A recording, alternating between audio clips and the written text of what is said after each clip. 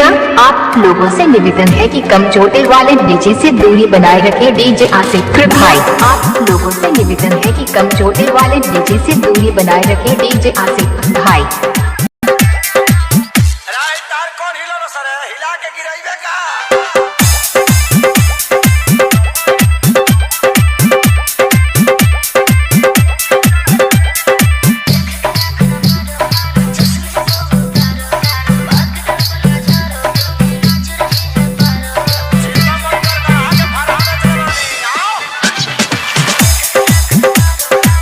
इलाका किसी का भी हो धमाका तो आसिफ भाई का ही होगा। गाँव तेरा खोर। इलाका किसी का भी हो धमाका तो आसिफ भाई का ही होगा। गाँव तेरा खोर।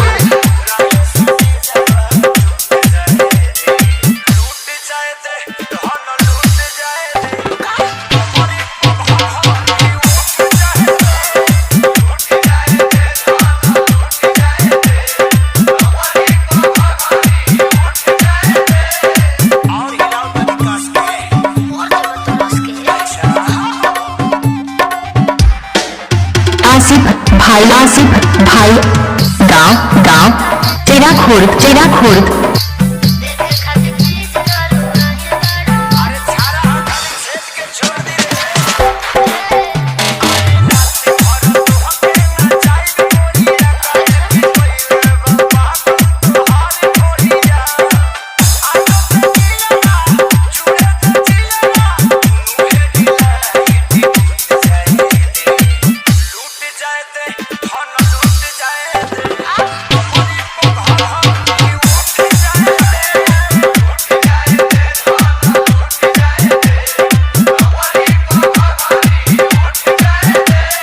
मेरी जानाई लग मचा गया। आसिफ मेरी जानाई लग मचा गया।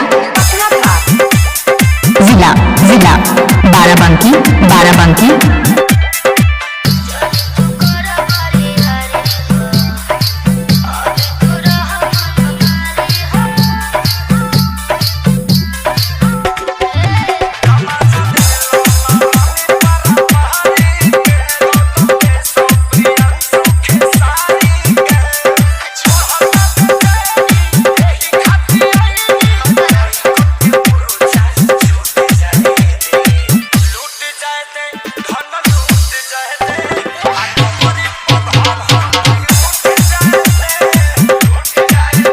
आसिफ भाई मिक्सिंग मास्टर।